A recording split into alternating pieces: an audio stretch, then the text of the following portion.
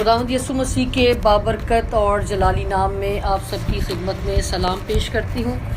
खुदावंद का शुक्र अदा करती हूँ कि वो मेहरबान पाक ज़ात इस वक्त हमारे दरमियान में मौजूद है। जितना अपने पाक परवरदिगार का हम शुक्र अदा करें उतना ही कम है। और मैं एक बात कहना चाहूँगी कि ये जो वक्त है ना, हर किसी की ज़िंदगी में नहीं आता। खुदावंद की हुजूरी में वही लोग आते हैं जिनसे खुदा प्यार करता है और जो खुदावंद से प्यार करते हैं। आइए अपनी आंखों को बंद करते हैं। कोर्स खुदावंद के कलाम से पहले और उसके बाद हम खुदावंद के कलाम की तरफ भी बढ़ेंगे। अपनी आंखों को बंद रखिएगा और अपने कानों को खुदा की आवाज़ को सुनने के लिए तैयार कीजिए इस कोर्स के दौरान। और अपनी निगाहें जब आप बंद करेंगे तो अपने सारे ख्यालात, अपनी सारी सोचें अपने खुदावंद यीशु मसीह की तरफ लगाएंगे। Hallelujah, praise God, hallelujah. ओ खुदावंद आपकी हुजूरी, आपका मसा यहाँ मूव करे। ओ खुदावंद आपका जोर चाहती हूँ मेरे खुदावंद, क्योंकि हम ठंडे पड़ जाते हैं खुदावंद। और आपने कलाम में मरकूम किया है कि वो तुम्हारी पहली सी मोहब्बत कहाँ है। मुझे तुमसे शिकायत है कि तुमने वो पहली सी मोहब्बत छोड़ दी। ओ खुदावंद मैं आपसे मिन्नत करती हूँ खुदावंद के आज का कलाम खुदावंद मेरे लिए हो पाक खुदा। ओ खुदावंद आपकी शुक्रगुजारी करती हूँ आपकी हुजूरी के लिए। जितनी प्रस्तुति हमने की खुदावंद, अपने होठों जुबान के नजराने हदिये गुजराने खुदावंद, वो आपकी बारगाह में मकबूल हो, ये ईमान रखते हैं खुदा। अब हम अपने कानों को, अपने दिल को, अपने सहन को मसा करते हैं खुदावंद, ताकि जब आपका कलाम हमारे कानों के जरिए दिल की जमीन पर बोया जाए तो खुदावंद वो 100 का 100 गुना फल लेकर। ओ प्रेज गॉड, हालेलुया। उसकी राहों पे चलता रहूं उम्र भर, बीत जाए यूं ही जिंदगी का सफर। उसकी राहों पे चलता रहूं उम्र भर, बीत जाए यूं ही जिंदगी का सफर। फजल कर तू अता, मैं तो कुछ भी नहीं। आइए इकरार कीजिए। फजल कर तू अता, मैं तो कुछ भी नहीं। होके मुझसे जुदा कुछ भी नहीं। होके उससे जुदा मैं तो कुछ भी नहीं। मिलकर कहेंगे, नासरी के सिवा मैं तो कुछ भी नहीं। नासरी के सिवा कुछ भी नहीं। अपने सीने पर हाथ रख के कहिए, मैं तो कुछ भी नहीं। मैं तो कुछ भी नहीं। मैं तो कुछ भी नहीं। Hallelujah, praise God. ओ खुदावंद आपका शुक्र करते हैं खुदावंद, क्योंकि पाक खुदा मैं नासरी के बगैर कुछ भी नहीं हूँ। ओ खुदावंद आपकी हुजूरी के लिए, आपके आने के लिए खुदावंद, आपके मसा के लिए शुक्रगुजारी करती हूँ खुदावंद। और इस जगह पर जहाँ पर हम सब यहाँ मौजूद हैं खुदावंद, इस जगह को खुदावंद बाइस बरकत बना दीजिए पाक खुदा। ओ खुदावंद पाकीज़गी का रूह यहाँ पर जुम्बिश करे मेरे खुदा। ओ खुदावंद मैं आपका शुक्र करती हूँ आपकी मौजूदगी के लिए खुदा। ओ खुदावंद आप बड़ी कुदरत वाले खुदा हैं खुदावंद। तमाम अब्तरी को, तमाम नासरी जो खुदावंद लानते हैं खुदावंद इब्लीसी, और जो इस कलाम के मुखालिफ है खुदावंद यीशु मसीह के नाम से खुदावंद उसे रद्द करते हैं खुदा। और चाहते हैं खुदावंद यहाँ पर आपके पाक फरिश्तों की बाढ़ लग जाए मेरे खुदा। और खुदावंद यहाँ पर आपका मसा ठहरा रहे पाक खुदा। मैं आपका शुक्र करती हूँ खुदावंद। और अब खुदावंद मैं आपसे मिन्नत करती हूँ खुदावंद कि आज का कलाम जो जो कुछ भी खुदावंद आपके पाक रूह की मर्जी के मुताबिक हो खुदावंद, जब खुदावंद यहाँ बैठी हुई जानों तक पहुंचे तो खुदावंद हर एक जिंदगी वो कलाम अपने लिए रिसीव करने वाली हो मेरे खुदा। और खुदावंद आज का कलाम यहाँ बैठी तमाम बहनों के लिए, बेटियों के लिए, माओं के लिए और इवन यहाँ बैठे खुदावंद मर्द हजरात के लिए भी हो मेरे खुदा। और खुदावंद क्योंकि कलाम किसी का तरफदार नहीं है मेरे खुदा, अपने कलाम का नज़ूल फरमा कर खुदावंद अपनी बातों को पूरा कीजिए खुदा, और हमें रिसीव करने वाला सिखाइए खुदा। मेरी दुआ को सुनिए और कबूल कीजिए। ये सब कुछ आपके जलाली मुकद्दस नाम से मांगती और बड़े ईमान से पा लेती हूँ। आमीन, हालेलुया हालेलुया। कितने लोग खुश हैं आज? मर्दों में से एक ने हाथ उठाया है, औरतें इसलिए हाथ उठा रही हैं शायद कि आज औरतों का दिन है। अच्छा जी।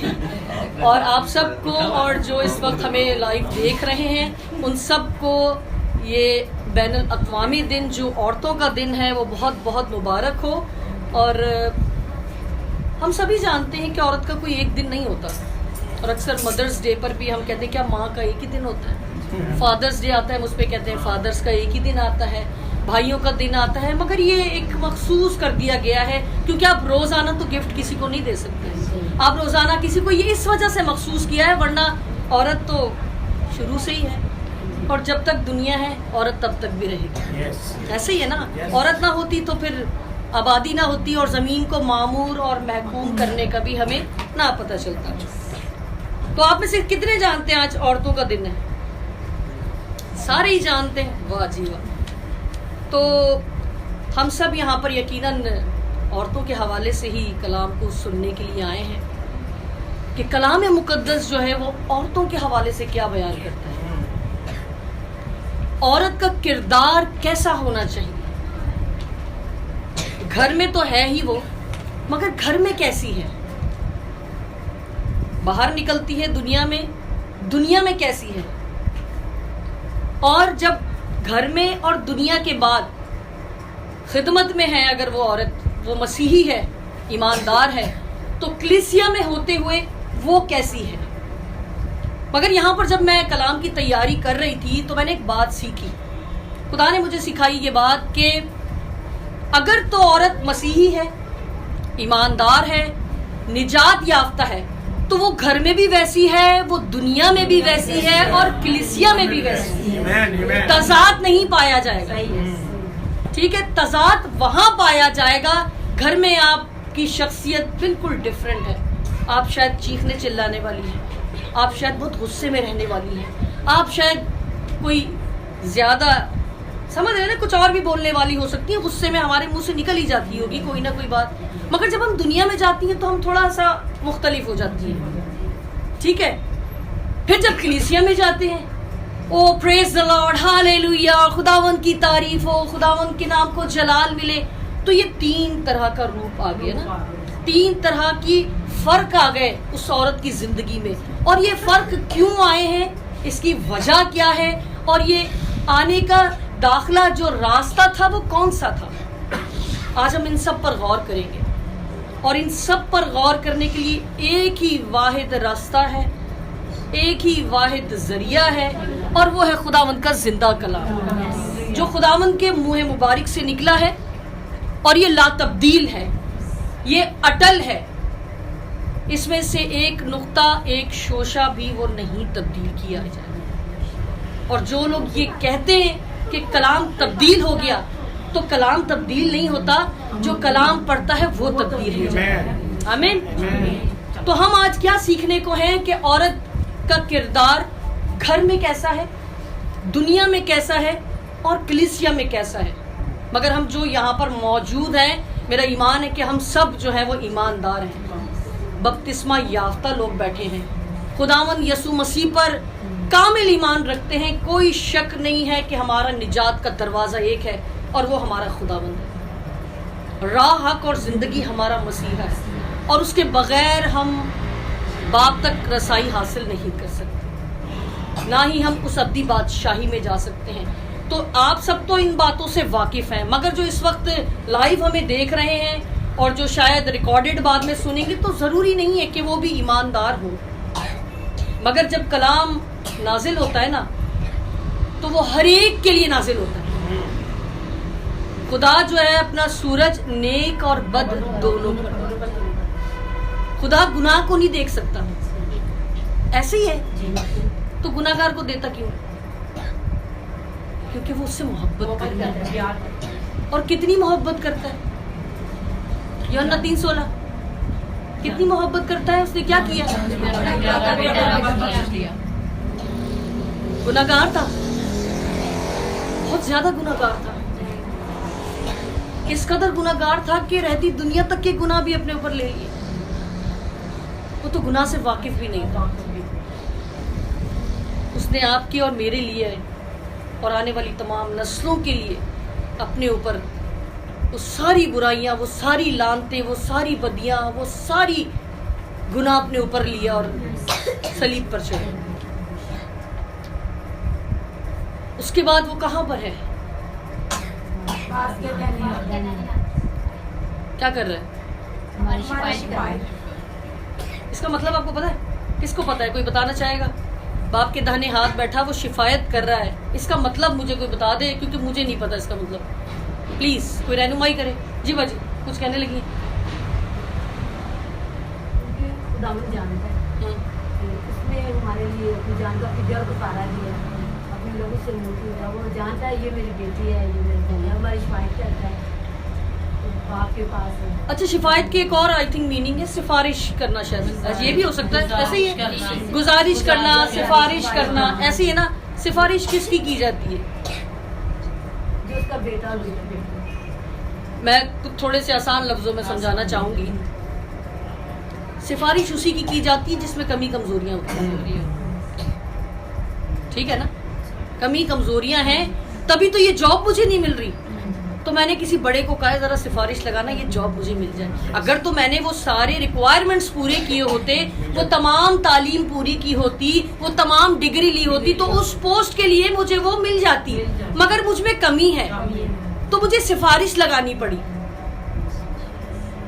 तो इसका क्या मतलब है कि हमारे अंदर कमी है और वो सिफारिश कर रहा है, यानी हमारे अंदर अभी भी कमियां, कोताहियां, गलतियां, गुनाह मौजूद हैं। वो अभी भी शिफायत कर रहा है, इसका मतलब उसे आपसे शिकायत है। फख्र की बात ना समझिएगा कि वो शिफायत कर रहा है। अगर तो निजात याफ्ता और रास्तबाज लोगों के लिए भी वो शिफायत कर रहा है तो लम्हा फिक्रिया है। ये लम्हा फिक्रिया है। फिर हम ये भी सुनते हैं मसीह कौम बड़ी लाडली कौम। जो लाडला होता है ना उसकी कुटाई भी ज्यादा ही लगती है। जिससे प्यार होता है उसको डांटा भी जाता है, उसको मारा भी जाता है। बाद में तकलीफ होती है, यार मैंने इस बच्चे को क्यों मारा। माएँ बैठी है सब समझ रही है क्यों मारा, मगर वो जिससे ज्यादा प्यार होता है वो ज्यादा पिटता है। तो लाडले होने पे फख्र ना करें। फख्र हमारे एक ही है, बस ये फख्र ना करें हम लाडले हैं तो बच जाएंगे। दूसरी कौम की जबान बोलने लगी हूँ, उस पुल सरात से आपको भी गुजरना है। उस पुल सरात से आपको भी गुजरना है।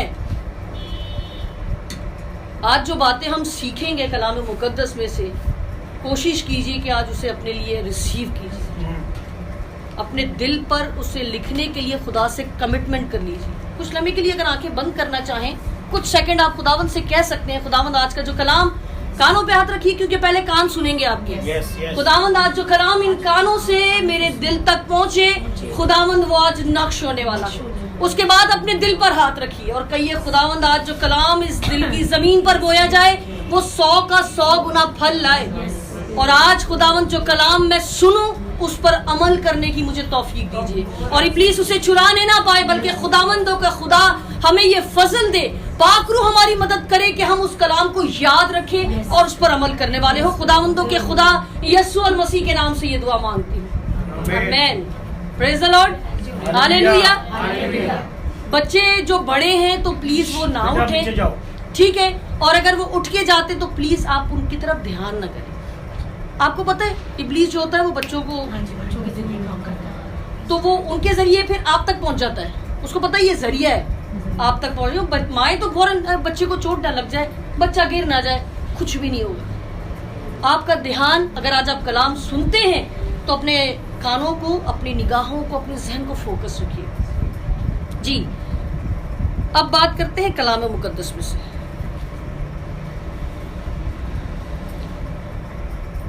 हाँ जी, औरत, वुमेन्स डे पे बात हो रही है, ठीक है। औरत के मायने बताते हैं पहले तो। औरत लफ्ज में हुरूफ कितने हैं? 4 हुरूफ, एन, वाव, रे, ते। औरत, एन का मतलब सीखते हैं। एन आंख को भी कहते हैं।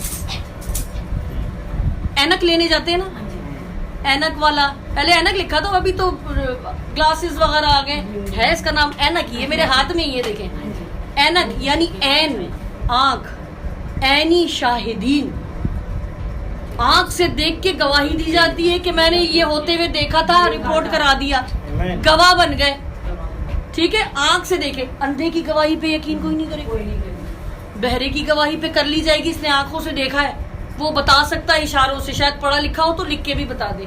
आंख, ऐनी शाहिद, ठीक है। ऐन से औरत। वाव, वादा, पैदाइश में चले जाएंगे हम। तेरी और तेरे नस्ल के दरमियान अदावत डालूंगा, ये वादा था खुदा का, और वो अजल से है और अबद तक रहेगा। वादा था ये, तेरी और तेरी नस्ल के दरमियान। वो तेरी कौन है और वो तेरी नस्ल कौन है, ये कौन बताएगा? आप सब यहाँ कलाम से वाकिफ लोग बैठे, मुझे पता है, कोई भी ऐसा नहीं है। औरत की नस्ल कहाँ है, और वो जो पहले वाला तेरी है वो कौन है? वो इब्लीस है। क्या बात है, बाजी के लिए तालियां होनी चाहिए। देखिए, हम यहाँ पर ना सीखने के लिए बैठे, मैं आपसे कुछ सीख के जाऊंगी, और मैं बहुत नाचीज छोटी सी हूँ बहुत, मुझे तो अलीफ का बे भी नहीं पता, ना पढ़ी लिखी हूँ, मगर ये खुदावंद का कलाम है जो हमें तालीम याफ्ता और डिग्री वाला बना दिया। खुदावंद के साथ जितने शागिर्द थे ना, उन्होंने PhD नहीं की थी, कुछ मछेरे थे, कोई काम करने वाले थे, कोई डॉक्टर भी था, और उन्होंने कितने साल की सेमिनरी की खुदावंद के साथ रह के? कौन बताएगा? कोई एक ही बताइएगा, हाथ दिखा दे। 3.5 साल। एक बार और बोल रहे, कितने साल की थी? 3.5 साल। कितने घंटे की थी उनकी सेमिनरी? 24 घंटे की सेमिनरी, तो वो 3.5 साल कैसे हुए? जरा मुझे इसका जवाब देना। 3.5 साल सर्विस। वो भाई 24 घंटे की थी, कम से कम 7-8 साल की थी वो सेमिनरी। अभी आप, मैंने सेमिनरी की है, 3.5 साल की है, 4 से 5 घंटे, हफ्ते में 5 दिन, हफ्ता इतवार छुट्टी, उनकी छुट्टी नहीं थी। मेरे 3.5 साल आप उनके साथ कैसे मिला सकते हैं? 24 घंटे सर्विस। उनकी तो 24 घंटे की थी, हफ्ता इतवार भी छुट्टी नहीं थी। 7-8 साल बन जाते हैं कि नहीं बनते? तो आज से हम क्या कहेंगे? कितने साल की सेमिनरी थी? 7-8 साल। 7-8 साल की। कुछ नई बात सुनने को मिली आज। हाँ जी। सारा जलाल खुदा के। जी, वाव से था वादा। अब कौन सा लफ्ज है, कौन बताएगा? रे। हाँ जी, रे से राहत। वजूद जन से है तस्वीर कायनात में रंग। वजूद जन से है तस्वीर कायनात में रंग। कितने लोग शायरी समझते हैं? 1, 2, ये भी होंगी 3। चले आप लोग सुन लें, आज क्या याद करेंगे। वजूद जन से है तस्वीर कायनात में रंग, उसी के साथ से है जिंदगी का सोजे दो। यहाँ पर बात हो रही है जन की, यानी औरत की। औरत है तो रंग है, औरत है तो खुशबू है, औरत है तो सुराहीदार गर्दन वाली खूबसूरत लड़की है, औरत है तो खुशी है, औरत है तो ये है, औरत है तो राहत है, औरत है तो शादमानी है, ताजगी है, रियाजत है। माँ क्या कहती है जब बच्चा किसी मकाम पे पहुंचता है? मेरी इतने साल की रियाजत का ये समर है। औरत के लिए ये लफ्ज मंसूब किए गए। एक पोस्ट मैं कुछ दिन पहले पढ़ रही थी, पता नहीं मुझे याद आ रही है बार बार, ऐसा ना हो कि मैं भूल जाऊं या खुदावंद चाहते हैं कि शेयर की जाए। है ये दुनियावी पोस्ट, मगर मैंने जब बात ये पढ़ी तो मुझे बड़ा ना, आज के हवाले से जो मुआशरा आजकल हमारा चल रहा है, उसमें लिखने वाले ने लिखा है, गौर कीजिएगा, लिखने वाले ने लिखा है कि मर्द ने औरत को जब भी लिखा सिन्फ नाजुक, खूबसूरत, हयादार, नाजुक अंदाम, शर्मो हया का पैकर। ये लिखा किसने लिखा?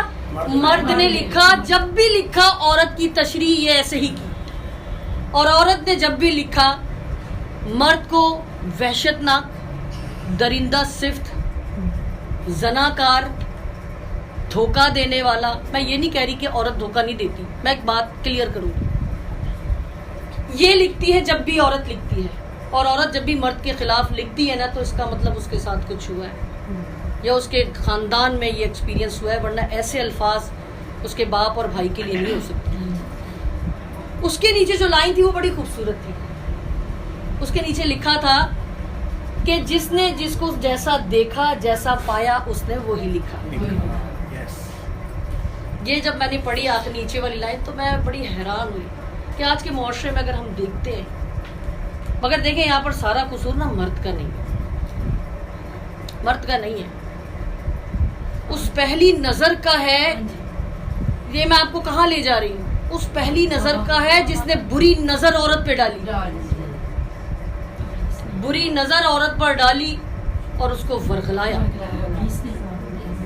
कच्चे दिमाग की है, थोड़ी सी लालची भी है, उसको खूबसूरत चीजें अट्रैक्ट करती हैं, बहकावे में आ जाती है। कच्चे कान की है, उसको वो चीज सबसे अच्छी लग रही है, भले बाग में, पूरे बाग में बेहतरीन चीजें हैं, सब आपके इख्तियार में है, मगर वो चीज ज्यादा अट्रैक्ट करती है जो आपके इख्तियार में नहीं है। आपके पास 2 बेटियां और 1 बेटा है ना? अब जिसके पास 2 बेटियां, बेटा होता काश, क्या बोले, नस्ल आगे कैसे बढ़ी। बेटे हैं, हाय बेटी होती, मेरा दुख दर्द तो समझती। यार उसको देख लो, खुदारा की बंदी, जिसके पास तो दोनों ही नहीं। सब कुछ ठीक है, अच्छी जिंदगी चल रही है, नॉर्मल लाइफ चल रही है, सफेद पोश तबका है, ये हालात ही नहीं सीधे होके दे। काश थोड़े पैसे और आ जाएं, तो हम अपने दुकान कर लें, घर अपना ले लें। वो भी तो है जो झोपड़ियों में बैठे, उनके पास तो छत भी नहीं है, तेज आंधी आए तो वो भी उड़ जाए। मगर उनमें भी ऐसे लोग होंगे जो खुदा का शुक्र अदा करें, कम से कम सर पर साहिबान तो है। अगर आप खुदा की रहमतें, जो खुदा का बंदा कहता है कि मैं तुम्हें खुदा की रहमतें याद दिलाकर इल्तमास करता हूँ, जरा अपने जहन को कुछ थोड़ा सा ना घर पे ले जाएं अपने, कुछ लम्हे के लिए मैं आपको आज़ादी देती हूँ। घर में क्या क्या बरकतें हैं आपकी, गिनना शुरू कीजिए जरा। अपनी टिप्स पे बोलिएगा नहीं, अपनी टिप्स पे गिनिए, मैं सिर्फ क्वांटिटी पूछूंगी। हाँ भाई, कितनी बरकतें हैं आपके घर में, जरा गिनना शुरू कीजिए प्लीज। हाँ जी, हो गया जी, कोई बताएगा जी? भाई ना बताए, बेशुमार, अनगिनत। आपके पास जी सिस्टर, आप बताएं। अनगिनत है ना, तो वो अनगिनत कम पड़ गई है आपको, जो नहीं है उसकी तरफ निगाह है। उठने बैठने में तकलीफ किसको है यहाँ पे नीचे, ये प्लीज मुझे को बताएं। किसी की कमर में तकलीफ है ना? आपकी टांगे ठीक है? समझ रहे मेरी बात? कमर में तकलीफ है, टांगे ठीक है, जिसने सारा बोझ उठाया वो ठीक है, कमर में दर्द। अगर एक टांग में दर्द है, चोट लगी है, दूसरी तो ठीक है, इसकी शुक्रगुजारी कर लो यार। शायद इस हाथ में चोट लग गई है, शुक्र है ये ठीक है, इससे बाकी काम कर लो। कमर में लगी है, शुक्र है खुदावन थोड़ा नीचे नहीं लगी, उठने बैठने में तो सारा कुछ मसले। कंधे में दर्द है, कमर तक नहीं गई। हम उस चीज के लिए रो रहे होते हैं जो एक है और बाकी हजारों चीजें ठीक हैं, हम उसके लिए शुक्रगुजारी नहीं करते। इब्लीस ने अटैक किया और वरगला दिया उस औरत को।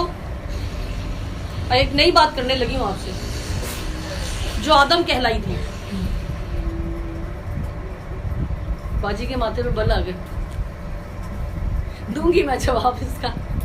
हाँ जी, और कौन परेशान हुआ कि मैं उस औरत की बात कर रही हूँ जो आदम कहलाई? सब कुछ सब जानते हैं ये बात। परेशान हुआ नहीं, मैं जो आपसे बात कर रही हूँ, मैं कह रही हूँ, मैं उस औरत की बात कर रही हूँ, हवा की बात कर रही हूँ जो आदम कहलाई। हवा आदम थी, हवा आदम थी, कैसे थी?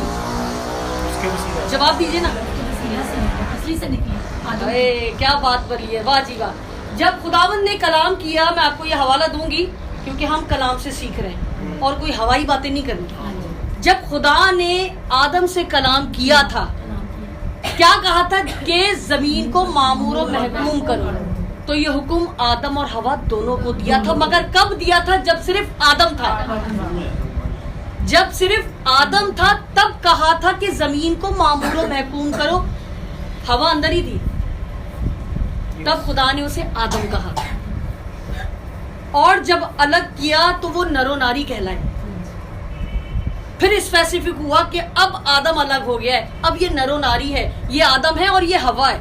मगर जब तक हवा उसके अंदर थी तब खुदा ने उन दोनों को कहा था आदम का अकेला रहना अच्छा नहीं है, और फिर कहा था जमीन को मामूर व महकूम करो।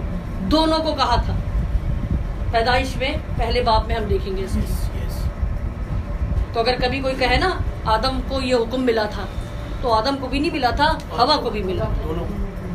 मगर ये टॉपिक फर्क हो जाएगा कि गुनाह किसके वसीले आया। ये मुझे वो तो बहुत क्लियर है, मगर आप लोगों का जहन क्या कहता है ये जरूर जानना चाहूंगी। गुनाह किसके वसीले आया? औरत ने बकाया। औरत ने बकाया। हुक्म किसको मिला था? दोनों को आदम को। हुक्म आदम को। चले बाद में आप जरूर पैदाइश पढ़िएगा। अगर तो आप लोग ये समझते हैं कि औरत के वसीले गुनाह आया, उसके वसीले नहीं आया मगर वो उसके साथ शराकतदार जरूर है। गुनाहगार आदम भी उतना ही है। ये अपने माइंड से क्लियर कर लें कि आप हवा को रिप्रेजेंट कर रही है ना, आप औरत है ना, तो हवा ने क्या किया? यार हवा ने क्या किया? मैं भी तो हवा ही हूँ ना, मैं भी हवा ही हूँ यार, हमारे वसीले गुनाह आया। और अक्सर चर्चिस में ये तालीम दी जाती है कि औरत के वसीले गुनाह आया। खुदारा अपना माइंड क्लियर कर लें, औरत के वसीले गुनाह नहीं आया। मैं इसको आपको क्लियर कर देती हूँ ताकि आप बाद में परेशान न रहें। खुदा ने जब हुक्म दिया था ना तो वो आदम को दिया था। जॉब कितने लोग करते हैं यहाँ पे? सिस्टर करती हैं, आप भी करती हैं, आप भी करती हैं। आपका बॉस आपको हुक्म दे ये काम करना है, आपका बॉस आपको हुक्म दे ये काम करना है, आपने आगे दे दिया अपने असिस्टेंट को, कल तक मुझे काम करके दे दे। उसने नहीं दिया, बॉस किस पे गुस्सा होगा? आप पे होगा, आप पे होगा। उसका क्या कसूर है? उसको मिला है। उसका क्या कसूर है हवा का? मुझे बता दे। कैसे आया हवा के वसीले? हाँ, यहाँ उससे गलती ये हुई है कि उसने उसके बहकावे में आके फल खा लिया। अच्छा, दूसरी बड़ी गलती भी बता दूं। जब उसने अपने शौहर को दिया तो आपने कभी पढ़ा है कोई आयत ऐसी है, शायद मैंने नहीं पढ़ा, कि आदम ने कहा नहीं नहीं नहीं नहीं नहीं खाना, बॉस ने हुक्म दिया है, क्या हो गया, दिमाग ठीक है, मुझे हुक्म दिया, नहीं नहीं नहीं। किसका कसूर है? खुद तो डूबे सनम, हमें भी ले डूबे, है कि नहीं? उसने वो उससे फल लिया और खाया। हमें वहां कहीं आर्गुमेंट नहीं मिलता कि उसने अपनी बीवी की नाफरमानी की। शुरू से बंदा अपनी बीवी की बातें मानता है। देखें आप, बॉस आपसे पूछेगा कि मैंने काम तुम्हें दिया, आप आगे से किसी से भी कराएं, आप बाद में उसको शायद गुस्सा करें, सजा दें, मगर खुदा इंसाफ का खुदा है। जब उसने हवा को पसली से निकाला तो उसको पता था कि ये इसकी हड्डियों में से निकली, उसे भी सजा वही मिली। ये हमारा खुदा है जो इंसाफ करता है। जिसके वसीले हुआ उसको भी सजा मिली, जमीन को भी सजा मिली, हर चीज को सजा मिली। मैं बात कर रही थी रे पे। औरत जो है वो राहत है, रियाजत है, खुशी है, शादमानी है। ये है औरत का मुखफ़्फ़फ़ जो मैंने आपसे कहा। औरत के मायने ऐन से, ऐन यानी आँख, ऐनी शाहिद, वाव से वादा जो कि किया गया अज़ल से और अब तक रहेगा, रे से राहत। हाँ जी, अब ते रह गया। ते ताउन करने वाली, मददगार। मददगार मेरे ख्याल है नया इतना में भी किसी लफ्ज के लिए आया है। मैं तुम्हारे लिए एक पाकरू कोई छोटी चीज है, ऐसे ही बस टाइम पास, फुर्सत में आए तो आ जाए, हम फिर देख लेंगे। हमारा भी डिपेंड ही पाकरू पर है, हम पाकरू से मदद मांग रहे होते हैं। खुदा पाक रू से मदद मांग रही थी। वो मददगार का लफ्ज, ताउन का लफ्ज किसके लिए दिया गया? औरत के लिए दिया। मददगार की जरूरत कब पड़ती है? जब हम किसी बात मुश्किल में होते हैं। आप तो औरत हैं, आप कैसे कह रही हैं आप मुश्किल में होती हैं? आप तो आई मददगार के तौर पे। आप मददगार के तौर पे आदम को मिली हैं।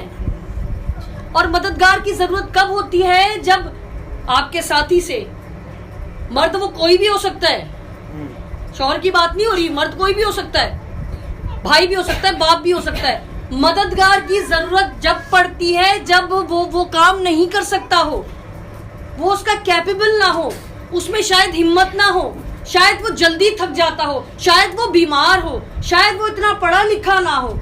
आप शायद ज्यादा समझ जाती हैं चीजों को, जल्दी आप जल्दी करने की कोशिश करती हैं। जिस तरह सिस्टर ने बीच में एक बड़ी जबरदस्त बात की थी, मददगार को छोटा ना ले। मददगार खुदा पाक रूह को कहा गया है और पैदाइश में औरत को मददगार कहा गया है। और इस मददगार का लफ्ज सिपा सालार भी है, आपको पता है? और सिपा सालार कौन होता है? जो उस पूरी टीम को लीड करता है। घर में इख्तियार किसका होता है? कहते ना मेरा तो होम मिनिस्टर यही है, मेरे घर का तो डिपार्टमेंट का हेड ही यही है। अक्सर हम सुनते हैं किसी फैमिली में बैठे हो तो कि भाई घर का तो सिस्टम उनके हाथ में। लीड करने वाली, चीजों को मैनेज करने वाली, मल्टीटास्क हमारी औरतें। एक वक्त में हम कितने काम निपटाती हैं? जी कौन है यहाँ मल्टीटास्क? क्या क्या करती हैं एक वक्त में? बाजी आप करती हो? मशीन भी लगा दी, साथ में कुकिंग भी हो रही है, साथ बर्तन भी धुल रहे हैं, साथ सफाई भी हो रही है। मशीन की आवाज आई, भाग के मशीन का फेरा चेंज किया, कुकिंग में चम्मच चला दिया, साथ सफाई पूरी कर दी। 4 काम एक साथ हो गए। अच्छा जी, यहाँ गिनती के कुछ मर्द हजरात बैठे हैं, तो जरूर बताइएगा आप एक वक्त में कितने काम आसानी कर सकते हैं? एक ही मुश्किल से होता है। हाँ जी, पासा बैठे में जी, पासा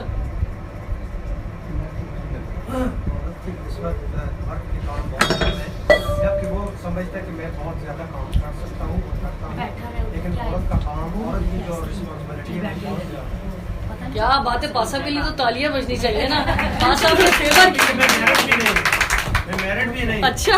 लेकिन मैं अपनी बहन को देखता हूँ, हाँ। मैंने अपनी माँ को देखा कि इनकी कितनी जिम्मेदारी है। मैं सिर्फ नौकरी करके आता हूँ तो मैं चाहता हूँ मुझे पानी भी मिले, मुझे रोटी भी ताज़ी मिले, मुझे हर घर की सफाई भी मिले। तो ये सारा कुछ जब अपनी माँ को या बहन को देखता हूँ तो मैं अंदाजा कर सकता हूँ कि औरत की बहुत बड़ी जिम्मेदारी है। क्या बात है। पता है क्या मसला है? औरत को खुदा ने जिस मिट्टी से बनाया है ना, वो कोई बहुत ही काम वाली मिट्टी थी, है ना? उस मिट्टी के अंदर जो जरासीम थे ना, वो बहुत ही कोई हार्ड जरासीम।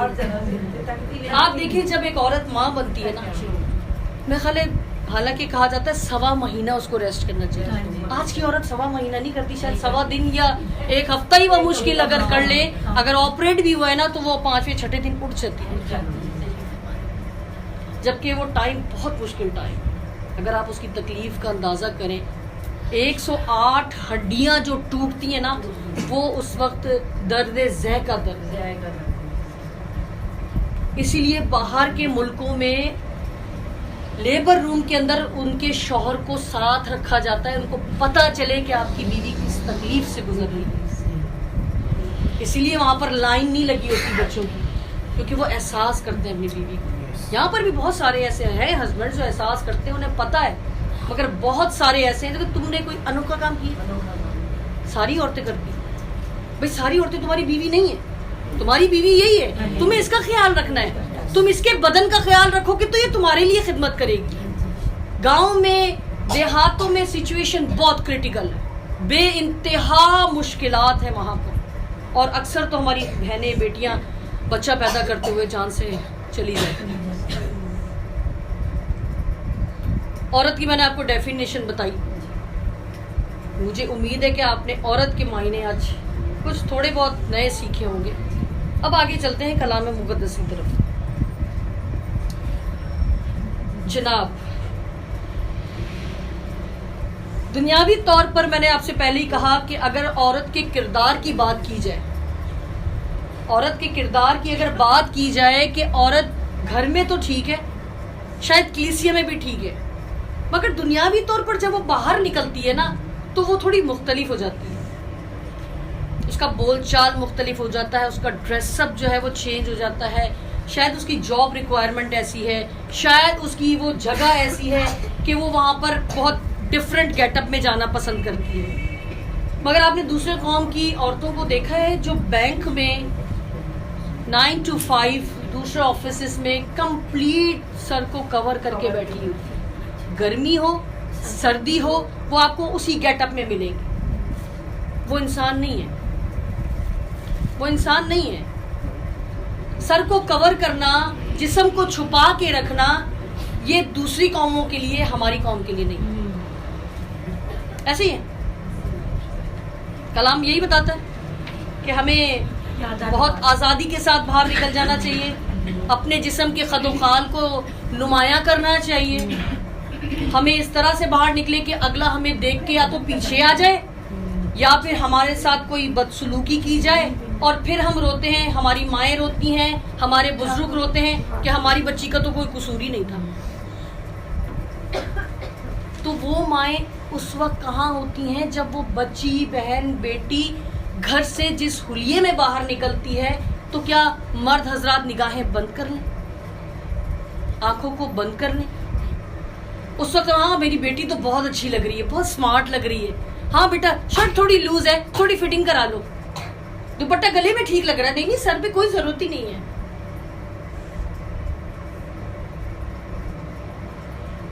कुछ लोग तो ये भी कहते हैं कि जो यूरोप में खवातीन खिदमत करती हैं तो क्या उन्हें पर्दे का हुक्म नहीं है?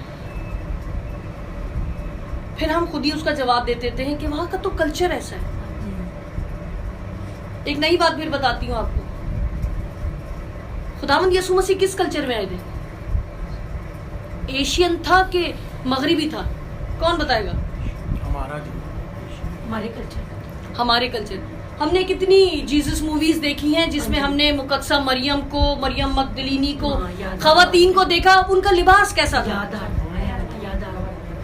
सर नंगा होता था, कपड़े फिटिंग के होते थे और छोटे शायद पजामे, फिटिंग की टाइट्स और पैंट्स, ऐसे ही कुछ देखा है मैंने तो।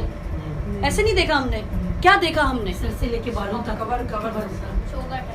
चोगा होता था, होते सेम थे मर्दों के औरतों के, मगर उसमें खूबी की पहचान कैसी थी? औरतों पे कढ़ाई हुई होती थी, फूल बूटे, मर्दों के सादा होते थे। उनके कमर पे पटका होता था, सर पे रुमाल होता था, औरतों की चादरें लपेटी होती। गर्मी भी बहुत शदीद होती थी, गर्मी भी बहुत शदीद होती थी, ठंड भी बहुत कयामत की पड़ती होगी। और उस टाइम तो गाड़ियां, बाइक, जहाज सब कुछ था, ट्रैवलिंग का तो इशू ही नहीं था कि था।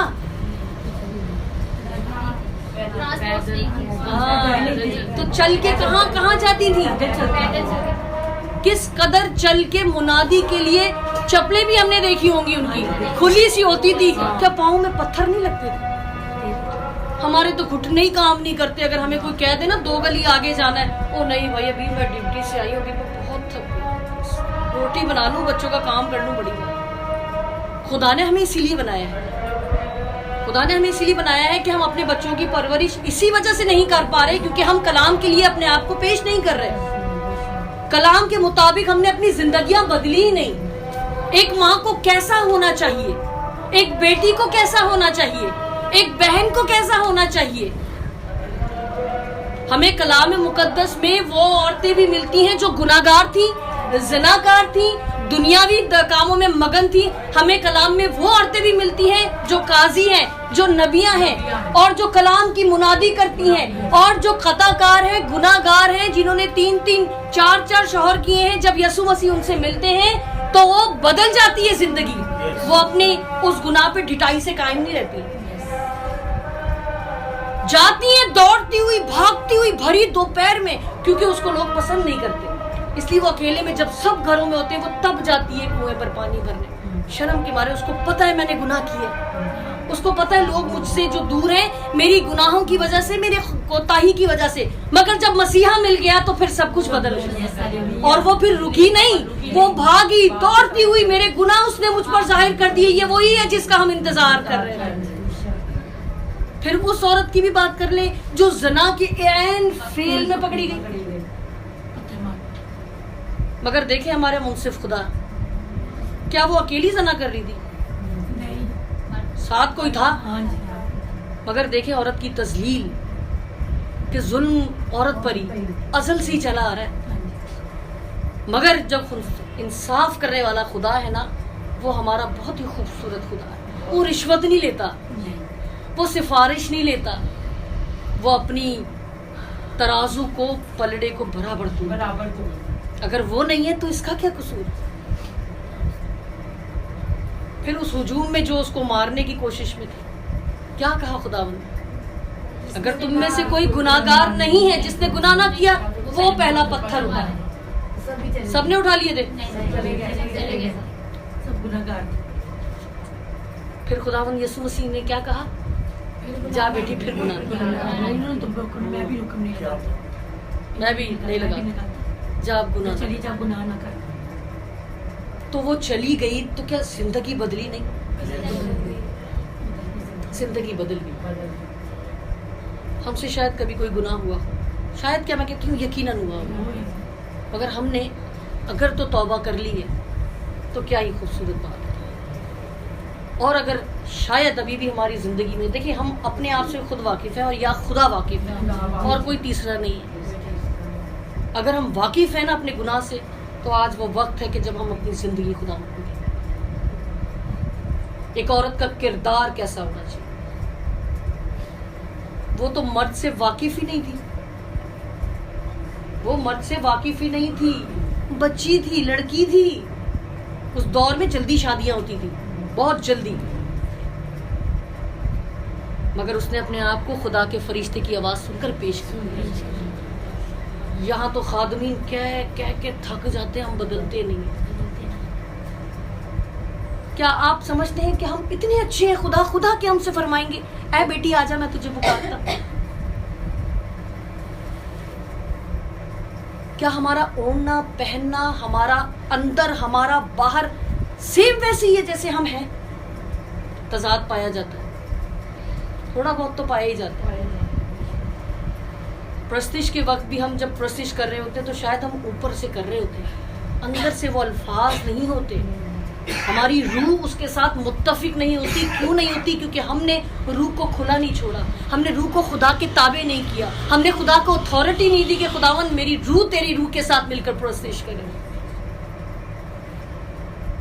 अभी तो हम बहुत मिच्योर हैं। आज के ज़माने में तो नेट ने सबको वक्त से पहले ही मिच्योर कर दी है, सब बातें हमें समझ में आती हैं, उसके बावजूद हमसे गुनाह कोताही हो जाती है। मगर वो तो कंवारी थी, मगर उसका किरदार कैसा था? क्या वो घबराई नहीं होगी? क्या वो डरी नहीं होगी?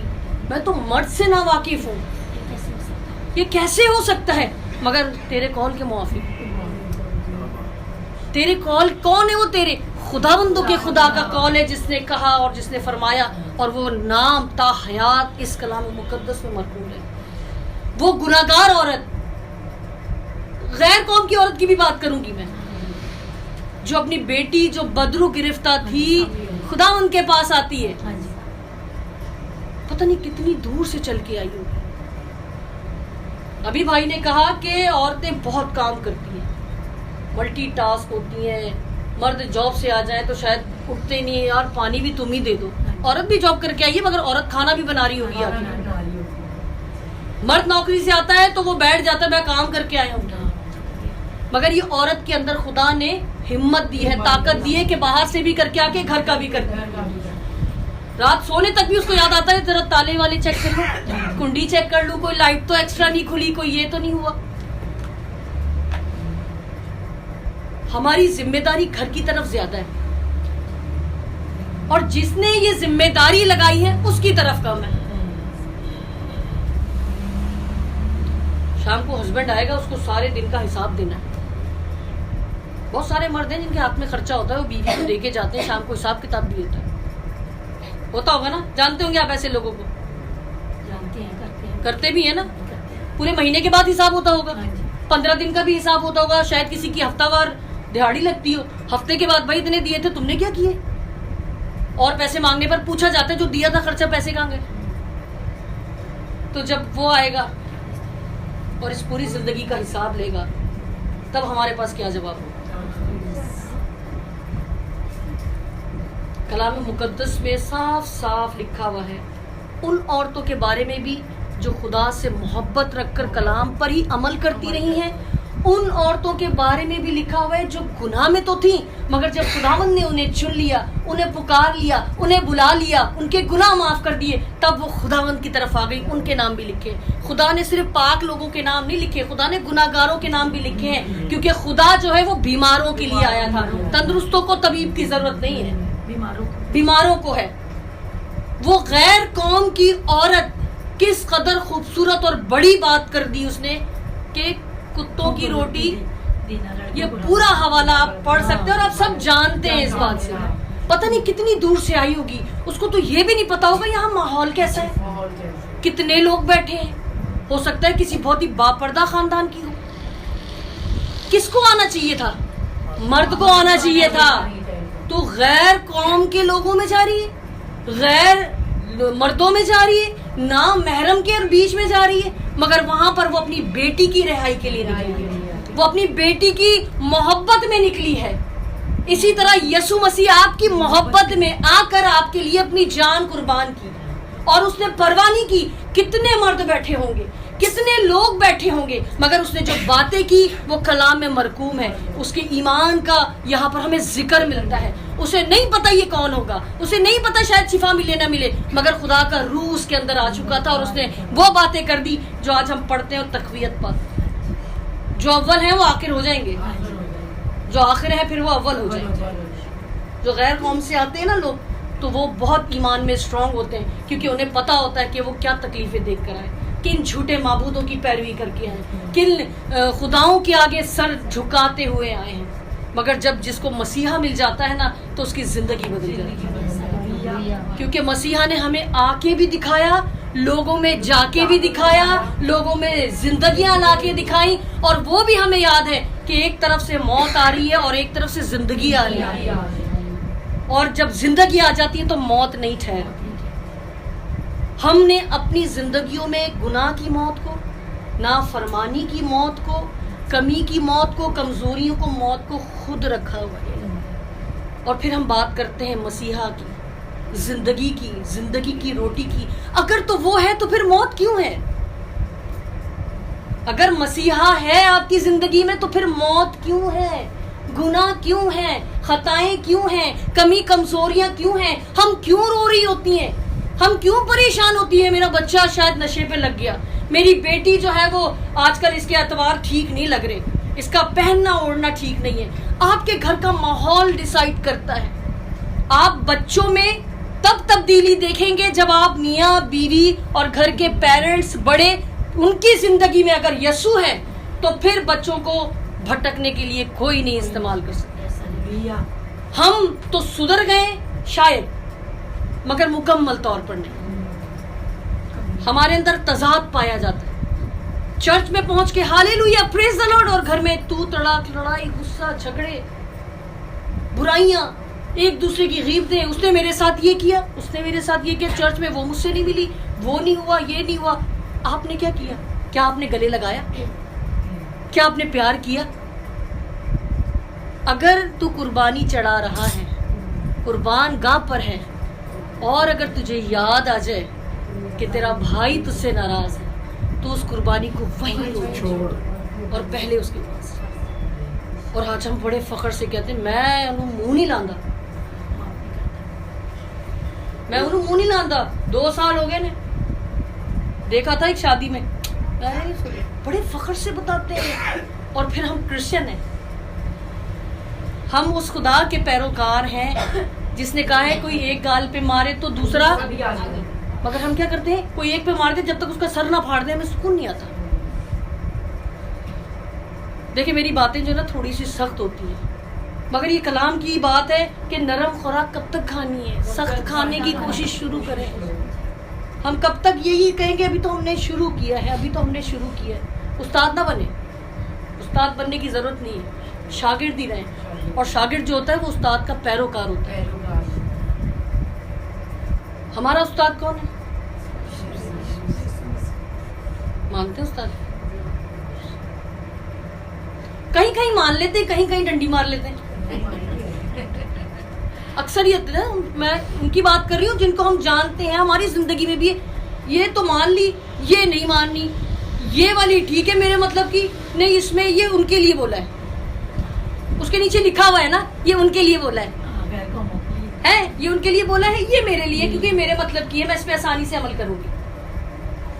मैं शरीयत को तोड़ने नहीं बल्कि पूरा करने आ रही हूं। दही पे बात कर लेते, वो शरीयत में थी, फसल के दौर में माफ है, नहीं दो, देनी है तो जो दिल करता है दे दो। उधर से तो हमें कुर्बानियों से आजादी मिल गई, बर्रों से छुटकारा मिल गया, ऑन द स्पॉट मार दिया जाता था, खुदा का कहर नाजिल होता था। फसल के दौर में खुदा ने रहम किया, गुनाह के बावजूद हम जिंदा बैठे हैं। यस। डबल ट्रिपल 10 गुना 100 गुना बरकतें मिल गई हैं, मगर वो जो 10वां हिस्सा था उसमें डंडी मार रहे, उसको भी तो डबल करो, उसको भी तो डबल करो भाई। वहां 10 गुना था, अभी 20 गुना वाजिब होता है आप पे। वो 80% भी आपका नहीं है, अगर उसने वो भी ले लिया तो कहां जाओगे?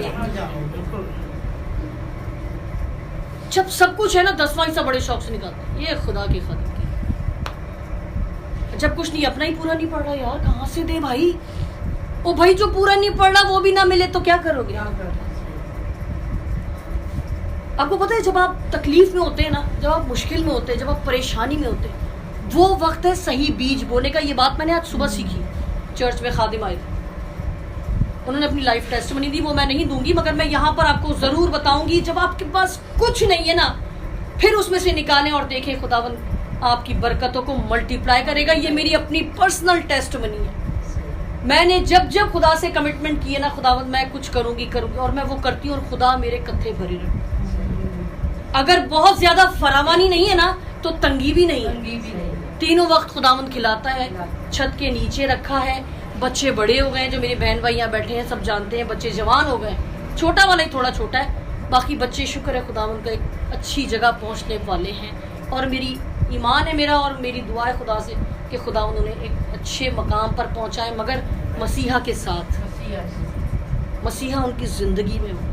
दुनिया नहीं चाहिए, मसीहा चाहिए। दुनिया तो आज है कल नहीं है, मसीहा साथ है तो सब कुछ है। आपका किरदार कैसा है? गौर कीजिए। क्या आप घर में लड़ाई झगड़े वाली हैं? क्या घर में आप शायद कोई ऐसे अल्फाज कह देती हैं जिसमें कलाम में मना है, नहीं बोलना चाहिए? क्या आपका पहनना ओढ़ना घर में और चर्च में मुख्तलिफ है, और आप जब बाहर जाती हैं तब मुख्तलिफ है? एक माँ पहली दर्जगाह है अपनी बेटे की। वो अपने बाप को, बेटा बाप को देखकर फॉलो करता है, मेरा बाप कैसे बैठता है, मेरे बाप शर्ट अंदर करता है कि बाहर रखता है, मेरे बाप के शूज कैसे होते हैं, घड़ी पहनता है कि नहीं पहनता। वो पहले इन चीजों को लेता है, बाद में जब बाहर की हवा लगती है तो शायद हाथ में कड़े भी आ जाते हैं, तो अंगूठियां भी आ जाती हैं, तो कान में भी आ जाती है, ये बात की बात है, वो भी आता है फिर, क्योंकि हमने उसको दुनिया के बीच में छोड़ दिया है। हमारी बेटियां मामा उसने ऐसे पहने, मैंने भी ऐसे पहने, उसको कलाम खोल कर दिखाएं हयादार लिबास क्या होता है, उसको कलाम से सिखाएं। अच्छा यार जाओ पहन लो, तुम जाओ बनवा लो, छोटी शर्टें बनवा लो, फंसे हुए पजामे पहना लो। फिर हम कहते हैं हमारी बच्चियों के साथ ज्यादती हो, फिर हम रोती हैं, अफसोस करती हैं, मेरी बच्ची का क्या कसूर, आपने उसका पहनावा देखा। हम किसी और की बेटी को देख के तो 10 बातें करते हैं, अपनी बेटी के लिए सारे पर्दे माफ, सारे गुनाह माफ। हम कैसी माँ हैं? क्या हमने हन्ना की तरह रो रो कर औलाद मांगी थी, और जब वो पहली औलाद मिली तो वो खुदा के घर में भी दे दी? ये है कमिटमेंट।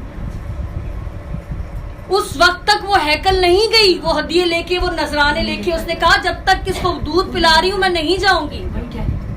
फिर उसके शौहर ने कहा नहीं नहीं मेरा पहला बेटा है, कैसे दे सकती हो तुम चर्च में, खबरदार।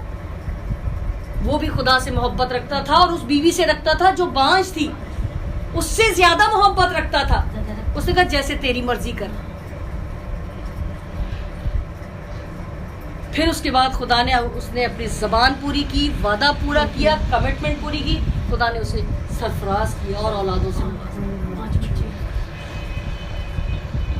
हम कर तो लेते हैं जज्बात में आके कमिटमेंट। कुर्बानी चढ़ाना हुक्म मानने से, क्या हुक्म मानना कुर्बानी चढ़ाने से बेहतर क्या है? हुक्म मानना। बहुत सारे ऐसे अभी भी हमारे फिरके हैं, मन्नत मान लेते हैं, चढ़ावे चढ़ाते हैं, हार फूल चढ़ाते हैं, देहों की मन्नत मान लेते हैं। देखिए उनका अपना फेथ है, मैं उन पर उंगली नहीं उठा रही, मगर उससे बेहतर ये नहीं कि आप वो हुक्मों को मान लें तो आपको मन्नत मानने की जरूरत है। अगर आप उन हुक्मों पर अमल करना शुरू कर दें तो आपको मन्नत तक की नौबत ही नहीं आएगी।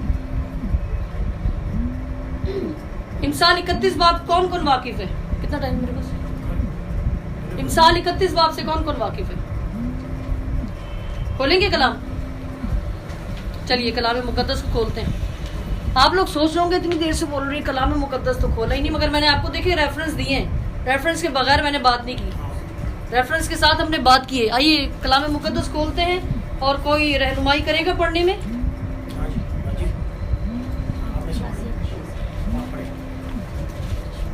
इमसाल 31 बाब।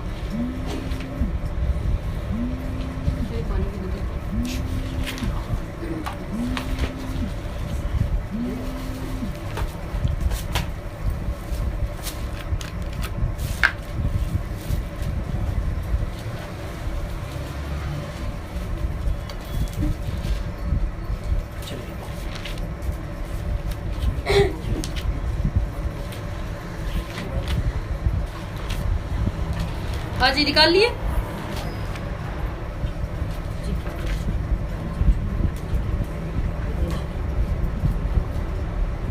हाँ जी निकाल। कौन पढ़ेगा? जी सिस्टर पढ़ेगा। ये फोन में से मत पढ़िएगा प्लीज, क्योंकि फोन में ना तर्जुमा फर्क होता है। फर्क होता है। जी 31 बाब की 10वीं आयत से देखेंगे हम। नेकोकार बीवियां किसको मिलती हैं? क्योंकि उसकी कदर मरजान से भी बहुत ज्यादा है। मरजान उसके शौहर के दिल को उस पर एतमाद है और उसे मुनाफे की कमी ना हो। वो अपनी उम्र के तमाम अयाम में उससे नेकी ही करेगी, बदी ना करेगी। वो ऊन और कतान ढूंढती है और खुशी के साथ अपने हाथ से काम करती है। वो सूदगरों के जहाज। बेटा एक मिनट माजरत के साथ माफी चाहूंगी, मैं खुद पढ़ देती हूँ। ये भी एक बहुत बड़ा मसला है हमारे लोगों में। मैं आपको देखें ना, आपको मैं डांट रही हूँ ना मैं आपको टोक रही हूँ, मगर हम जो है ना कलाम को दूसरी किताबों की तरह पढ़ते हैं। आपने देखा गैर कौमों के लोगों को जब वो अपने स्पेशल इदारे में पढ़ने के लिए जाते हैं तो वो एक सुर के साथ पढ़ रहे होते हैं। शायद आपने देखा हो, टीवी में देखा होगा, और हिल के पढ़ते हैं। हिलने की वजह क्या है? हिलने की वजह यह है कि वो जब उनकी बॉडी मूव करती है तो उनके यहाँ पर सेव होना शुरू हो जाता है। अगले दिन उनको जब डंडी पढ़ने से पहले उनको याद आ जाता है।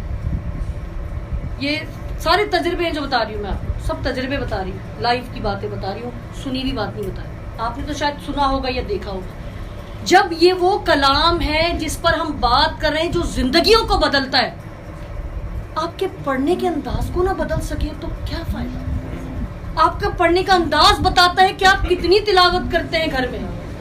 देख सॉरी बेटा, मैं आपको डांट नहीं रही, ये आपकी तरबियत के लिए, आपकी इस्लाह के लिए बता रही हूँ कि हम जब कहीं महफिल में घर में भी पढ़ रहे हो ना, हमारा तरीका फर्क होना चाहिए। पढ़ने से पहले हमें खुदा से रहनुमाई की जरूरत है। इसको पढ़ना हर किसी के बस की बात नहीं है, हर कोई नहीं पढ़ सकता। और वो लोग भी पढ़ लेते हैं जो चिट्टे अनपढ़ लोग हैं, इंग्लिश में भी पढ़ लेते हैं, उर्दू में भी पढ़ लेते हैं। क्यों? क्योंकि उन्हें खुदा से मोहब्बत है, उन्होंने खुदा से कलाम पढ़ने के लिए मिन्नत की है और ये मौजज़ा है उनकी जिंदगियों में। ऐसे बहुत से लोगों को हम जानते हैं। जिन्हें और कुछ पढ़ना नहीं आता, सिर्फ खुदा ने कलाम पढ़ने का फजल दिया। और हम जो पढ़े लिखे हैं, अगर हम इसको ऐसे अटक अटक के तोड़ के पढ़ेंगे तो फिर हम क्या पढ़ रहे हैं? हम दूसरी किताबें पढ़ रहे हैं। हम तब्दील नहीं हुए, हमारे अंदर तब्दीली नहीं आई। हर तरह से तब्दीली आनी है, किसी एक हिस्से में तब्दीली नहीं चाहिए। आपके जिंदगी के हर एरिया में, आपकी गुफ्तगू में, आपके पहनने ओढ़ने में, आपके चलने में, आपकी किसी से बातचीत करने में, आपके सोने में, आपके जॉब पे जाने में, आपके नहाने में, आपके खाने में, हर चीज में आपके मसीहा नजर आए, तब शायद हम उस दर्जे तक पहुंचने की कोशिश कर सकें। यस 2 टाइम बाइबल पढ़ लिए, वो हमने बुक मार्क लगाया हुआ, एक फ्रिज पे लगा लिए, कबर्ड पे लगा दिए। आज 2 चैप्टर पढ़ लिए, कल 2 पढ़ लिए, फिर वो हो इस साल तो बाइबल खत्म करनी है, बाइबल को पढ़ ही लेना है। समझ क्या आया? ये वाली आयत कौन सी बुक में है? किताब अभी ढूंढने बोलो, 1 घंटा लग जाएगा वो किताब को ढूंढने में, फिर वो रेफरेंस ढूंढने में, फिर वो आयत ढूंढने में। क्यों? वजह क्या है? हमने कलाम को पढ़ना छोड़ दिया। और अगर पढ़ते ना तो सिर्फ अपने आप को अंदर से शायद तसल्ली दे रहे थे, आज तो मैंने बाइबल पढ़ी है। और हम बताते भी बड़े फख्र से कि आज बाइबल पढ़ी है। मगर पढ़ने का अंदाज आज मैं आपको सिखा देती हूँ कि आप किस तरह से पढ़ें। मेरा भी बहुत अच्छा नहीं है, मगर कोशिश है कि खुदावंद के कलाम को जहाँ रुकना चाहिए वहाँ रुकें, जहाँ से शुरू करना चाहिए वहाँ से शुरू करें। ये आपको खुदा से मांगने से मिलेगा, और ये वही ज़ात है जो आपको अता करेगी। और मेरी दुआ है कि जब अगली बार आपसे मुलाकात हो तो आप एक बेहतरीन पढ़ने वाले। आइए खुदावंद के कलाम की तिलावत करते हैं, सुनिएगा। खुदावंद के पाक कलाम में यूं मरकूम है, 10वीं आयत, नेकोकार बीवी किसको मिलती है? आगे सवालिया निशान है, सवाल है ये, तो आपको सवाल के अंदाज में पढ़ना है। नेकोकार बीवी किसको मिलती है? क्योंकि उसकी कदर मरजान से भी बहुत ज्यादा है। ये एक बहुत ही कीमती पत्थर है, बहुत कीमती पत्थर है, जिसके बारे में यहाँ लिखा है। और हमें पुराने अहदनामे में बहुत सारे पत्थरों के नाम मिलते हैं जो काहिनों के लिबास पर लगाए जाते थे। उसके शौहर के दिल को उस पर एतमाद है। ये इस मरजान औरत की बात हो रही है, ध्यान से सुनिएगा। उसके शौहर के दिल को, शौहर को जो दिल है ना, उसको उस मरजान जैसी औरत पर एतमाद है, और उसे मुनाफे की कमी ना होगी। मुनाफा आपकी जिंदगी की बरकतों में भी हो सकता है, आपकी रूहानी बरकतों में भी हो सकता है, आपके बिजनेस में भी हो सकता है। वो अपनी उम्र के तमाम अय्याम में उससे नेकी ही करेगी, बदी ना करेगी।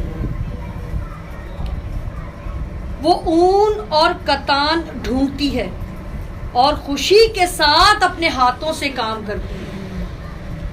वो सौदागरों के जहाजों की मानंद है। वो अपनी ख्वारिश दूर से लाती है। शायद खेत में काम करती है, शायद उसका खेत अपना है, मगर वहां पर लड़कियां रखी हैं, उन पर नजर रखने जाती है, और आते आते अपने घर का गल्ला लेकर आती है। मेहनत करती है, मुशक्कत करती है, घर का इंतजाम करती है, तभी उसके शौहर के दिल को उस पर एतमाद है। वरना आजकल के हालात से आप वाकिफ हैं, बीवी शौहर पे शक कर रही है, शौहर बीवी पे शक कर रहा है, एक दूसरे का मोबाइल चेक हो रहा होता है। क्यों है ये गड़बड़? कलाम नहीं है जिंदगी। वो रात ही को उठती है।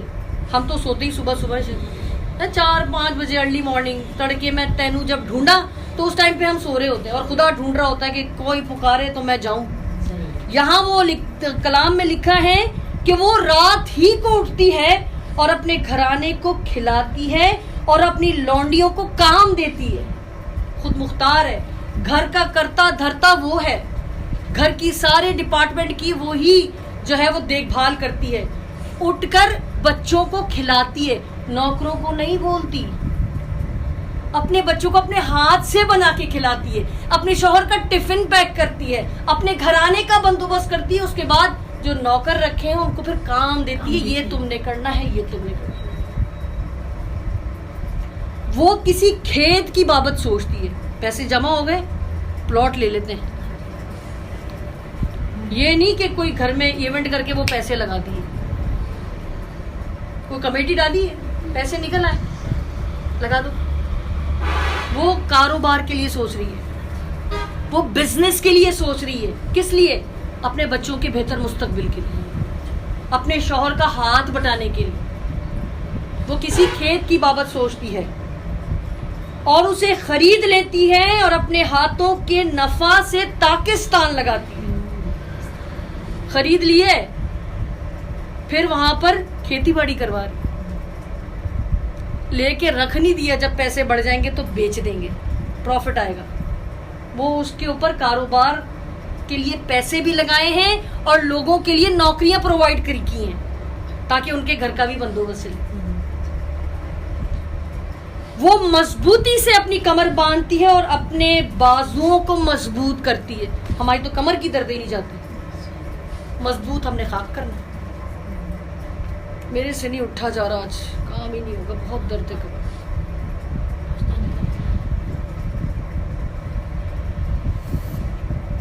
वो अपनी सौदागरी को सूदमंद पाती है, फायदेमंद पाती है।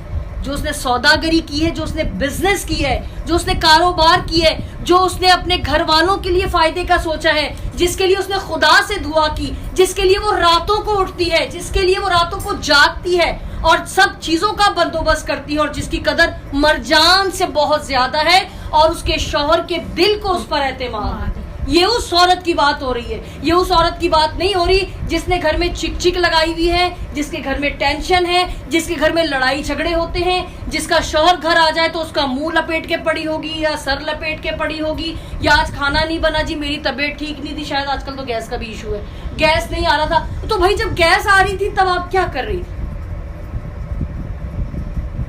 बंदा थका आ रहा है बाहर से, वापस जाए फिर होटल से कुछ लेना, और आप सारा दिन घर पर हैं। अगर तो आप घर पर होती हैं, हाँ अगर आप जॉब करती तो फिर बात फर्क हो जाती है। फिर आपको इसकी तरह रात को ही उठकर अगले दिन का बंदोबस्त करने की जरूरत है। एक दिन बर्दाश्त करेगा शौहर खाना बाहर का, दो दिन करेगा, अगले दिन आपके भी पेट में दर्द होगा। आगे देखते हैं। हाँ जी, क्या बात है। रात को उसका चिराग नहीं बुझता, मतलब बेखबर नहीं सोती, होश में सोती है, आहट पर कान लगे हैं, कोई इब्लीसी हमला ना हो जाए। रूहानी कान भी खुले हैं और दुनियावी कान भी खुले हैं। रूह बेदार है, जिस्म तो शायद थक के सो गया होगा, इंसान है ना, थक के। रूह बेदार है, जहां करवट ली खुदावंद आपका शुक्र। मगर हम तो सब कुछ बेच बाच के सोते हैं, फिर आंख ही नहीं खुलती हमारी, क्योंकि हमने अपनी रूह को जगाया व नहीं, वो सो चुकी है। कलाम में लिखा है तूने पहली सी मोहब्बत छोड़ दी। हम ना नीम गरम है, ना हम ठंडे हैं, ना सर्दे, हम क्या हो गए? हम नीम गरम हो गए। लम्हा फिक्रिया है कि हम कहां पर खड़ी हैं आज।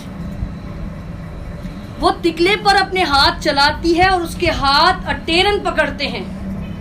वो मुफलिसों की तरफ अपना हाथ बढ़ाती है, हाँ वो अपने हाथ मोहताजों की तरफ बढ़ाती है। हमारा तो अपना ही रोना खत्म नहीं होता, हमारा अपना ही नहीं पूरा पड़ता, हम किसी को क्या देंगे? कलाम में लिखा है लिया करो ताकि तुम्हें भी दिया जाए। यही लिखा हुआ है, क्या किया करो? उसूल पहले क्या बताए? दिया करो फिर मिलेगा। हम कहते हैं लिया करो ताकि फिर हमारे पास कुछ आए तो हम दें। ऐसे ही है ना, हालात बहुत खराब है, बहुत टाइट है यार, कहाँ से दें इनको? बस जो आया घर में लग गया, सुराखदार थैली में जमा कर रहे हैं। औरत जो है ना, घर को संवार भी सकती है और घर को बिगाड़ भी सकती है। हम कौन सी औरत हैं, हमें ये सोचने की जरूरत है। क्या हम ये इमसाल की नेकोकार बीवी की तरह है, इस औरत की तरह है? मरजान औरत है हम, हमारी कदर मरजान से भी बहुत ज्यादा है, या हम कोयला और पत्थर हैं? क्या हम सर्द हैं, गर्म हैं, कि नीम गर्म है? कहाँ खड़े हैं? क्या हम दबूरा नबिया की तरह हैं, खुल्दा नबिया की तरह हैं, हारून की बहन मरियम की तरह हैं? जब खुदावंद की बात आए तो हम शादमानी करें, झूमें, नाचें, गाएं, खुदावंद की तारीफ करें। या हम सिर्फ हर वक्त रोती रहती हैं? खुदावंद आपका शुक्र है। अभी इसमें आगे भी बहुत सारी आयतें हैं, मगर मैं टाइम को भी देख रही हूँ क्योंकि हमने अपने वक्त से बहुत देर में शुरू किया है। 5 मिनट्स हैं। ओ माय गॉड, ये तो मेरे पे आपने अटैक कर दिया। अच्छा जी, फिर ऐसा करते हैं, यहाँ पर मैंने एक कॉल लिखा था, अरस्तु का कॉल है। अरस्तु फरमाते थे कि तुम मुझे पढ़ी लिखी माएँ दो, तुम मुझे पढ़ी लिखी माएँ दो, मैं तुम्हें पढ़ा लिखा मुआशरा दूंगी। हमारी बेटियां माएँ पढ़ी लिखी होंगी। कौन सी पढ़ी लिखी? अरस्तु कौन सी पढ़ी लिखी की बात कर रहा है, कौन बताएगा? अरस्तु एक मुआशरे को, एक इलाके को, एक मुल्क को डेवलप करने की बात कर रहा है लोगों से कि तुम मुझे पढ़ी लिखी माएँ दे दो बस, तो उनके बच्चे खुद ब खुद बेहतरीन इंसान होंगे क्योंकि वो एजुकेटेड होंगी, वो तालीम याफ्ता होंगी, तो एक मुआशरा जबरदस्त तरतीब पाएगा और बहुत अच्छे उसूल और जवाबित लागू हो जाएंगे। अरस्तु दुनियावी तालीम के लिए इस कदर फिक्रमंद है कि उसने ये कॉल लिख डाला। और अगर अब आप सोच लें, अगर हमारी माएँ रूहानी तालीम याफ्ता होंगी, रूहानी तौर पर मजबूत होंगी, रूहानी तौर पर स्ट्रांग होंगी, तो उनके बच्चे कैसे होंगे? दाऊद नबी नहीं होगा, सैमुअल नबी नहीं होगा? क्या वो सारे सूरमा जो कलाम मुकद्दस में मिलते हैं, क्या वो हवा से टपके थे? उन्होंने, उनको भी माँओं ने जन्म दिया था। आप भी माएँ बैठी हैं। इसराइल की माँओं का सुना है आप में से किसी ने? वो कैसी माएँ होती हैं? कितने लोग नहीं जानते, मुझे बताएं ताकि फिर मैं उस पर बात करूं, वरना फिर मैं आखिरी में आ रही हूं। किसी को भी नहीं पता। इसराइल की जो माएँ होती है ना, जब उनको पता चलता है कि वो हामला हुई हैं, वो प्रेग्नेंट हुई हैं, तब वो उनके खानदान में, उनके घर में उनको पुरसुकून माहौल दिया जाता है, उनकी नींद पूरी की जाती है, उनकी खुराक का बेइंतहा ख्याल रखा जाता है, और उनकी माँओं को वो 5 किताबें हिफ्ज होती हैं।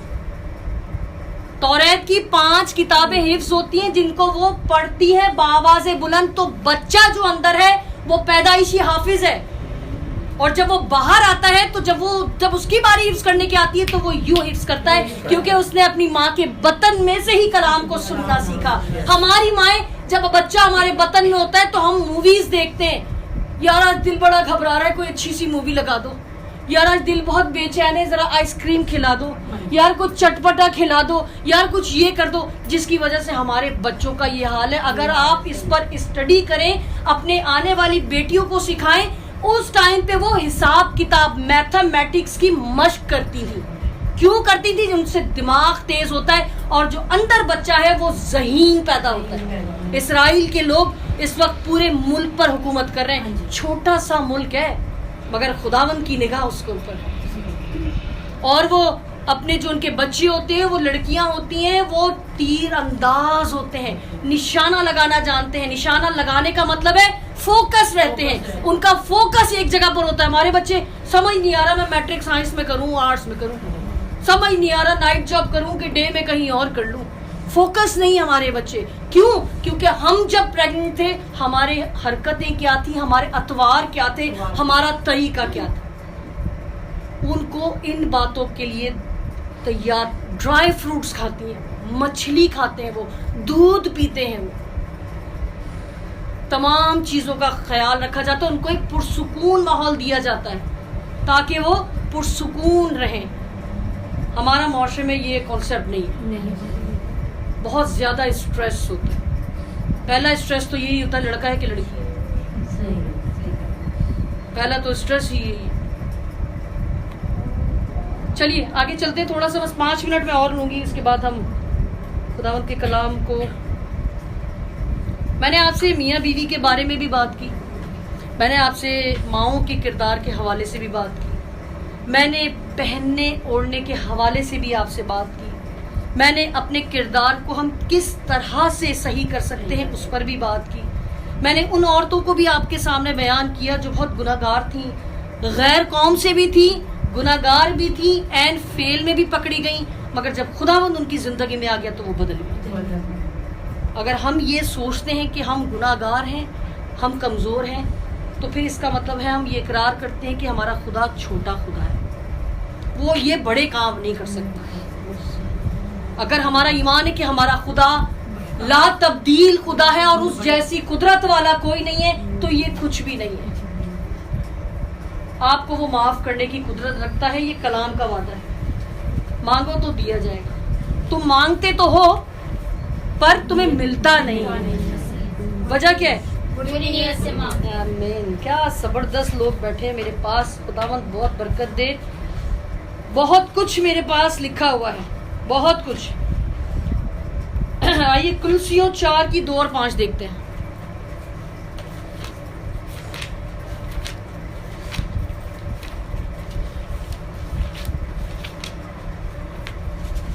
कुलसियों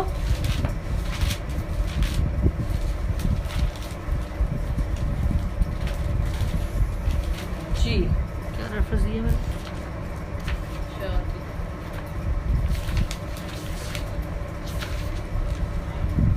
4 की 2 और 5, ठीक है, 2 से 5 जी। अब यहाँ पर जो बात आप सुनने लगे हैं ना कलाम से, ये आपके लिए हिदायत है। अगर तो आपने कलाम सुन लिया और आपने रिसीव कर लिया, तो अब हिदायत आपको क्या दी जा रही है, आपको अमल किन बातों पर करना है, ये सुन लीजिए। जी बहन।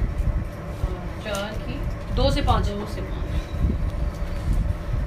दुआ करने में मशगूल और शुक्रगुजारी के साथ उसमें बेदार रहो, और साथ साथ हमारे लिए भी दुआ किया करो कि खुदा हम पर कलाम का दरवाज़ा खोले, ताकि मैं मसीह के उस भेद को बयान कर सकूं जिसके सबब से कैद भी हूँ, और उससे ऐसा जाहिर करो जैसा मुझे करना लाजिम है। वक्त को गनीमत जानकर बाहर वालों के साथ होशियारी से बर्ताव करो। तुम्हारा कलाम हमेशा ऐसा पुरफजल और नमकीन हो कि तुम्हें हर शख्स को मुनासिब जवाब देना आ जाए। आमीन। अगर तो आप मसीह में ईमानदार हैं तो आप दुआ करने में मशगूल रहेंगे, और शायद आप मशगूल नहीं थे, कर लेते थे, तो ये हिदायत फिर मेरे लिए है। ठीक है, दुआ करने में मशगूल रहना है और शुक्रगुजारी के साथ। लिस्टें लेके नहीं जाना। आप लिस्ट नहीं भी लेके जाएंगे वो पूरी करेगा। वो तो अपने रास्तोबाजों को नींद में देता है, और आप मांगने वाले नहीं हैं। शाही काइनों का फिरका मुकद्दस कौम है, खुदा के बेटे बेटियां हैं, शहजादे शहजादियां हैं, तो वो मांगते नहीं हैं। तो आज से हमने मांगना नहीं, हमने शुक्रगुजारी करनी है और अपने बहन अपने भाई के लिए शिफायत करनी है। आमीन। उसके साथ साथ क्या लिखा है? हमारे लिए दुआ करो। जो आपके दुआ को पार्टनर्स है ना, उनके लिए आपको दुआ करने की जरूरत है। अपने कलीसिया के रहनुमा के लिए दुआ करने की जरूरत है कि खुदा उन पर कलाम के दरवाजे खोले, ताकि वो आप तक खुदा के कलाम की मदद दे। अपने लिए दुआ कर ली, मशगूल हो गए, शुक्रगुजारी के साथ दुआ की, अब दूसरों के लिए दुआ करनी। ठीक है, आगे। वक्त को गनीमत जानकर बाहर वालों के साथ होशियारी से बर्ताव करो। बाहर वाले कौन है? गैर कौमों की बात हो रही, जो आजकल हमारी बेटियों को वरगलाते हैं। अगर हम कलाम से वाकिफ होंगे तो हमारी औलाद भी कलाम से वाकिफ होगी, और वो किसी के बहकावे में नहीं आएगी, वो होशियार होगी, और फिर हमारी बच्चियों के साथ ज्यादती नहीं होगी, वो उन्हें मुनासिब जवाब देना आएगा। सुनिए आगे। तुम्हारा कलाम हमेशा ऐसा पुरफजल हो, कलाम से बात करनी है, कलाम की रूह से बात करनी है, और नमकीन हो कि तुम्हें हर शख्स को मुनासिब जवाब देना। आपको इस कलाम की आयत ने दुनियावी तौर पर भी और रूहानी तौर पर भी बता दिया कि आपने क्या करना। मेरा ईमान है कि खुदा ही बेहतर जानता है कि आज किन के दिल टूटे। खुदा के रूह ने किन तक इन बातों को पहुंचाया। मैंने शुरू में कोशिश की कि हम अपने कानों के लिए भी दुआ करें, अपने दिल के लिए भी दुआ करें। बहुत सारी अभी ऐसी बातें थी, रेफरेंस थे जो रह गए हैं, मगर जो बातें खुदा ने आप तक पहुंचाने के लिए रखी थी वो पहुंच गई। ऐसा कह ही नहीं सकती मैं कि इतना कुछ रह गया और मुझे लगता है कलाम कंप्लीट नहीं है। ये इम्पॉसिबल बात है। कलाम कंप्लीट है और हमने वही बातें सुनी हैं जो इस वक्त हमारी ज़रूरत थी। खुदावंद के नाम को जलाल, उसके नाम की तारीफ, उसकी सताइश, खुदावंद का शुक्रिया अदा करती हूँ और आपको भी थैंक यू कि आपने मेरी बातों को सुना।